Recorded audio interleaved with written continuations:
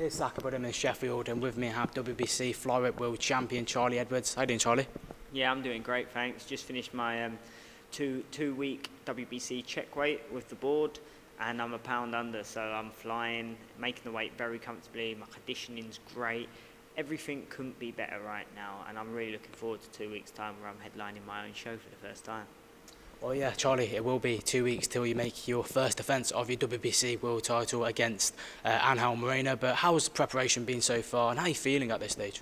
Preparation has gone absolutely perfect. Grant has taken me up another level since I've won the title against Rosales. We got back in the gym, we was back working, developing stuff straight away. I'm nowhere near the finished article. I'm learning so much every single day, and you'll see a massive improvement even from the Rosales fight in such a short space of time. But I'm just buzzing, and I'm grateful that I'm active.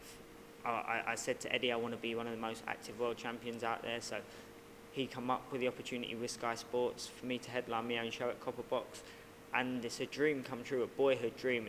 For a flyweight, that's never done. Do you know what I mean? And to headline it in London with a stacked undercard, which I've got, it's crazy. And do you know the best thing about the show is the money value. It's with the matchroom shows these days, the money value to see all these fighters normally is a lot more, and he's made it so it's feasible for loads of people. And I can't stress enough and thank enough the people who have bought tickets with their hard-earned money to come and support me, because a lot of people have been buying the expensive ones, which normally it's the other way around. So thank you for that. Well, it will be your first time headlining after dedicating 4 years in the professional ranks so far. So how does it feel to finally be the main man of the night? Yeah, I haven't dedicated 4 years. I've dedicated 16 years of my life to get to this stage. That's what people don't see. They see you just think you just turn pro and you start getting these opportunities. I was on the GB squad. I've done everything the hard way, all the way through the amateur ranks. So from the ages of 11, I've dedicated my life to get here, and it is a dream come true. This is showtime. It's showtime, baby. That's what I always say before I go out, and it's my show, and I feel blessed. I feel grateful for the opportunity. I can't stress that enough. Like I said, flyweights don't get these opportunities a lot, so the British fans have really taken a liking to me, which I'm really overwhelmed by, and I'm looking forward to putting on a show for them on the 23rd of March. Well, Angel Moreno is someone that you know very well, having sparred him numerous times.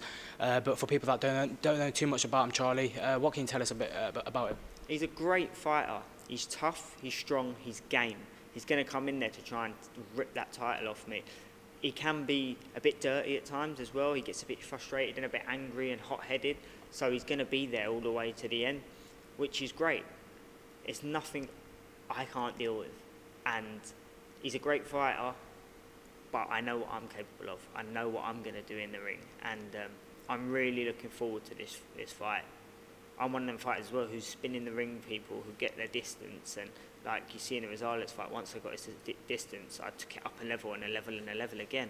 And I'm looking forward to getting in there and shining, because I know there's going to be a punch-perfect quality performance coming from me that is going to make me shine even more. Well, Charlie, it's been less than 3 months now since becoming world champion, the night that you dreamt of since you started boxing. But how's life treating you as a world champion? Oh, it's changed dramatically and drastically overnight. And it's a lot of lessons to be learnt in a lot of things in life. Not just in the gym, it's took me up 10 levels. But life skills, I've had to develop a different life pattern, a different life skills, learn lessons of where I got caught up in maybe myself sometimes, and then getting carried away on the wave, and then being aware of it. And it's all learning. It's been these last 3 months has been the biggest learning part of my life. But I've kept humble. I've kept grounded. I've got back into a training camp and back into the gym, and it's the best thing I ever done, was to get back in and get back out active. Because you can see why people come world champions and they do get caught up in the hype and they do go inactive, because everything changes overnight, just like that. And I'm grateful for everything, but all I care about is my craft, my boxing. Everything else I'll be able to enjoy after my career's done. My goal in this game is to build a legacy, to go down as a British great, especially as a flyweight, to inspire a younger generation of kids coming through that think I remember me being a boxer when I was a kid, and everyone's like, "Oh, why are you doing that? You're never going to earn no money. You're too small. You're too light." And I've gone and proved them all wrong and got to these heights. And I want to give that inspiration to the younger generation of smaller fighters, especially coming through in Britain. How many times have you watched the fight back? I've watched it back 3 or 4 times. I don't over-assess it. I watched it back. To be honest, the first few times I watched it back, I didn't even like it. I didn't feel that I'd done well. The more I watched it, the next 2 times I realised it. I sat down with my coach and he talked me through it. And that, but I am one of them fighters who never thinks anything's good enough.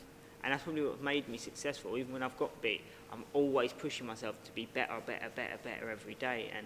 And I will continue to carry on learning, to carry on putting all my energy and all my effort into my craft. And we're going to rule for a long time. Well, one thing that stood out after the fight was that you presented your world title to your mum, who's suffering from a long battle with cancer. But how much did that mean for you, Charlie, to not only live your lifelong ambition to become a world champion, but to do it for your mother as well? It was a dream come true.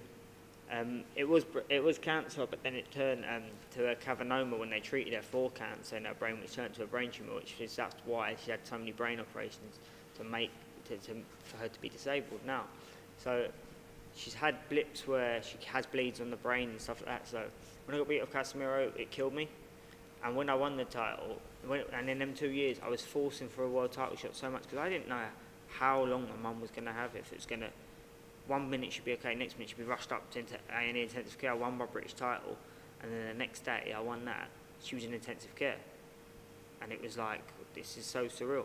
So for me, that fulfillment of giving my mum the promise that I promised her before the Casemiro fight, to give her a world title, to say I'm going to do it for her, and I promised her when she was really bad that she said, you never give up on your dreams, you keep going, because one day you will be a world champion. So for me, to be able to give that was the most fulfilling moment of my life. And if you took anything away from me right now, at least I've done that, and I've kept to my promise to my mum.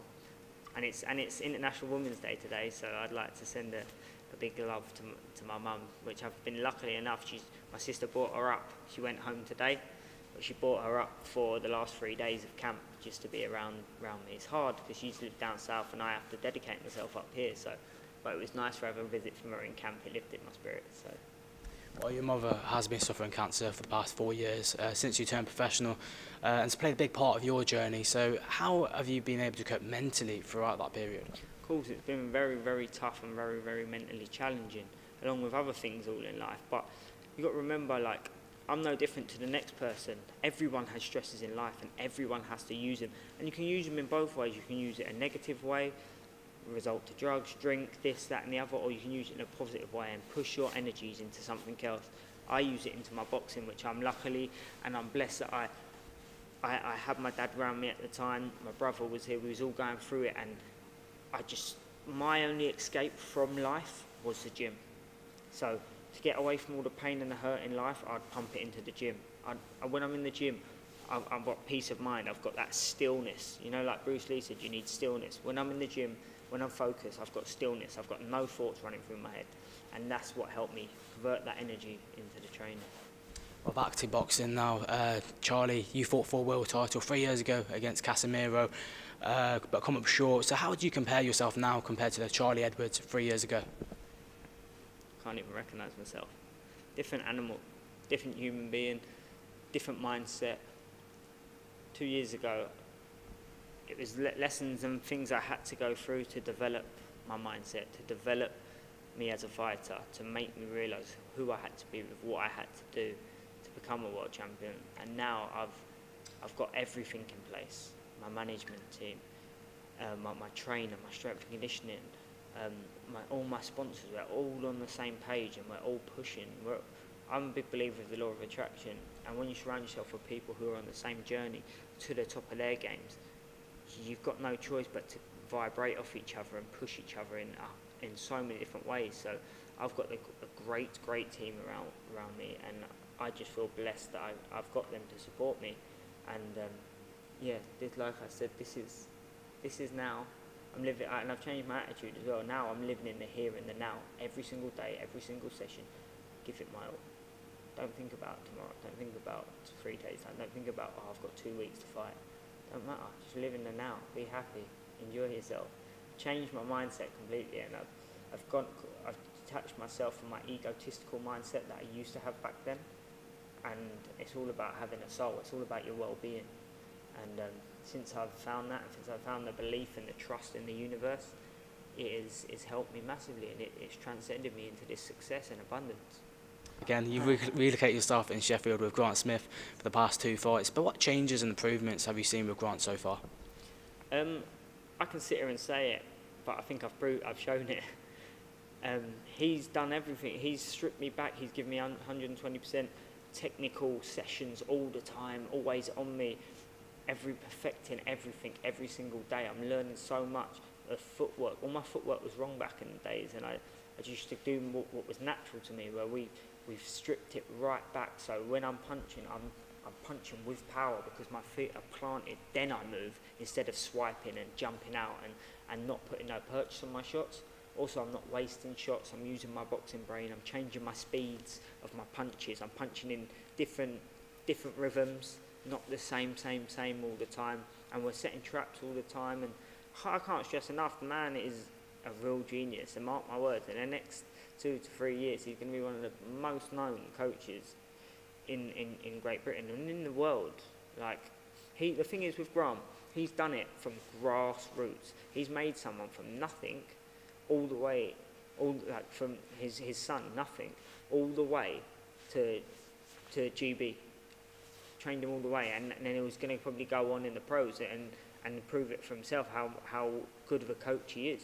He's got amateur boxers from nothing walking in off the street, made them national champions at all levels, schoolboy, junior, senior, and he's got his pros that come through. But because he's not in the limelight, because he don't push himself in the limelight, he don't get the credit he deserves. And because he hasn't really, he's had two years as a pro, so 2 or 3 years as a pro, but he's only getting he's reaping what he sowed now. And yeah, he's a great man, and to be honest, he treats me like his son, so I can only thank that man so much for changing my life inside the gym around and outside. Well, Charlie, it was a dream ending in 2018, but is it a new Charlie Edwards story now? Yeah, it was a dream ending. I said that on one of my socials, that was the end of that book, and it was a lovely, sweet ending to the book. This is a new book now. This is where I'm Charlie Edwards, the world champion. This is where I build my legacy, taking the first steps on the 23rd, and some massive fights moving forward. And my dream is to be a multi-weight world champion, and to inspire younger generations, to help out and be a nice people's champion who people can look to and gain inspiration from all my journey, that hardships I've been through and the failures I've been through. It's okay to fail. It's how you bounce back. It's how you keep believing. You can work, well, for me, 15 years of my life, no reward, really. Oh, British titles and stuff like that, but for me, no reward. It takes that 1 year to change your life, and now this is where I write my new book. Well, with 2018 ending on such a high, what can we expect from Charlie Edwards in 2019, and what do you want to get out of yourself this year? A massive, massive year with great performances. And to be honest, all it is I'm just going to keep bettering myself day in, day out. That's all I can do. And it will all talk for itself, but it's going to be a massive year. Well, the fight that you've been very vocal about is domestic fight with Kal Yafai, but do you feel with the WBC strap then, that fight surely is more realistic than ever? If he wants to fight, I'll fight him. If he wants to fight me, I will fight him. I want the fight. I will hold the WBC belt, move up and take the WBA belt, and then pick which opportunities I've got best at. So if he wants to fight, let's get it on. But reality is, he don't want the fight. Since I've won the title, I haven't heard a peep out of him. You'd think he would want to fight me now. I'm a world champion. He said I offered him nothing. I'm a world champion, he's a world champion.